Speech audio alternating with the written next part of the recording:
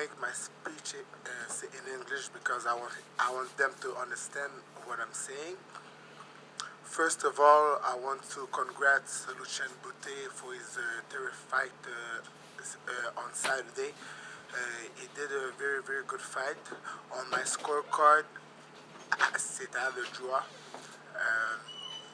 He lost the fight on paper, but one thing that I can say, he lost the fight in a great fashion because he did very, very good. I think that Lucien Boutte is back, and this is very good for boxing in Quebec.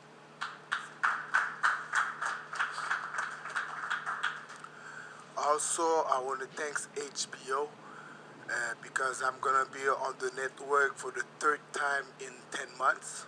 So, I'm very, very appreciative of it. I want to thank Pierre Dick. He's doing a great job with Interbox. I want to thank Jean Bedard, Interbox, and also my CEO, Greg Leon, who's doing a great, great job with my company, Jean Pascal Promotion. So, you know me, guys. You know, I always looking to fight the best because I'm a true warrior. I'm a fighter. I want to prove that I'm the best. So to prove that you're the best, you need to face the best. So that's one of the reasons why we're having a rematch against Kovalev and myself. But one thing that I don't really like is, you know, we need to be honest. Right now, they're trying to make Kovalev something that is not a star. He's not a star because he doesn't sell tickets. He doesn't sell tickets, you know why? It's probably because he doesn't sell tickets because he speaks worse than he looks. And also, the only reason why HBO is putting $3 million on the table for this fight is not because he's fighting the French guy. It's because he's fighting me. I'm the star of the division. I'm the cash cow of this division.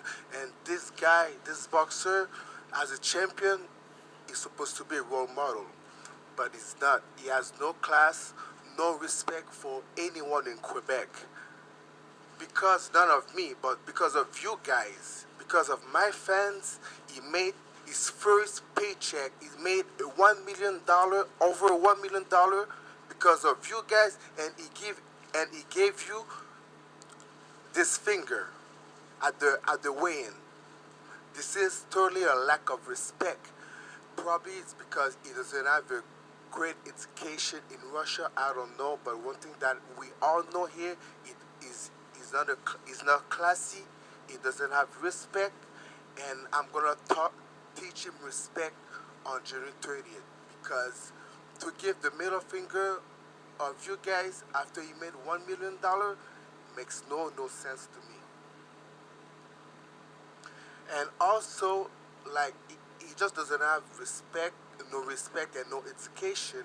He's a racist guy. Like, we are in 2016.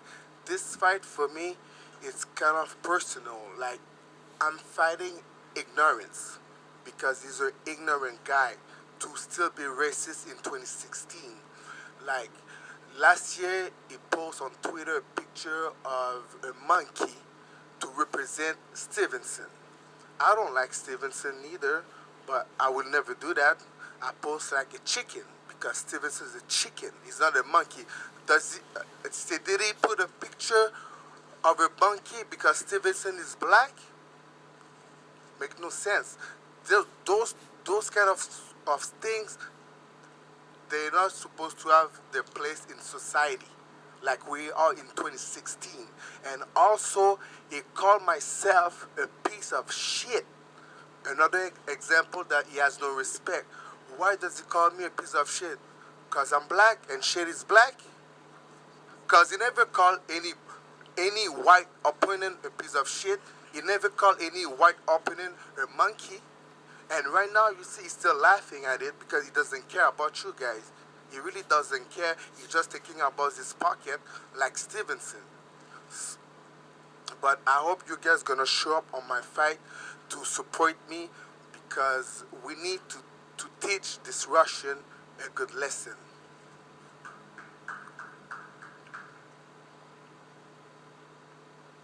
And also, last thing I want to say is people's gonna tell me like, oh, Jean, you're trying to play the racist card. Listen, I'm not trying to play the racist card. It's just racist. You guys don't tell me like he's not racist because he has a black coach. He has a black coach doesn't mean nothing. Because if you think about it, in the southern in say United States, they were all racist in Texas, right? And they were still listening to Ray Charles, right? So it's not because he has a black coach means he's not racist, and also he has no risk. I have no respect for John David Jackson, a black man. He's a black man. John David Jackson is a black man, and after his comment, after Stevenson, he called a black man a monkey. John David Jackson still coaching him. So I have no respect for John David Jackson for that. Probably he's another guy who only thinking about his pocket too, because maybe he's there for fame, for money. Because if I will be John David Jackson, I will say Kobe. I have no choice, but I cannot coach her anymore because that made no sense. It's making no sense. So on January 28th, you guys gonna have a great fight because right now I'm improving myself in the ways that Kovalev cannot imagine. I made a lot of change, man.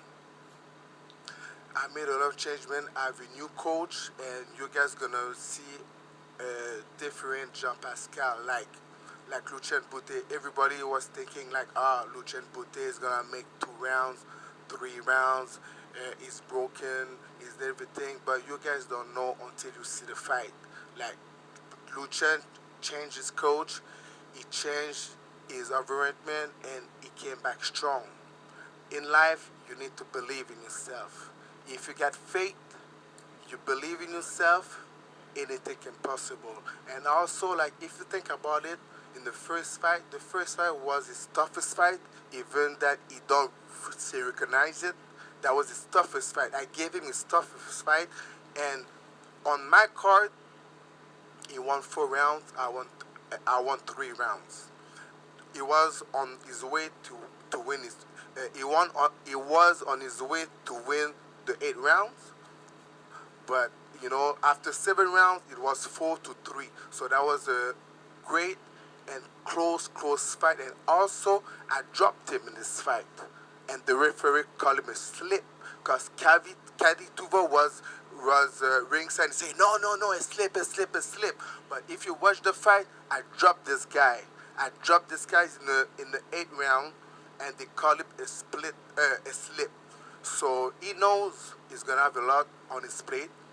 I know I'm gonna have a lot of my plate too, but I'm gonna be ready. I'm gonna be well prepared, and at least I know what I'm going into this time, and he's gonna have a good surprise. And like Jean Bedard said, we're gonna break the party. Thank you very much.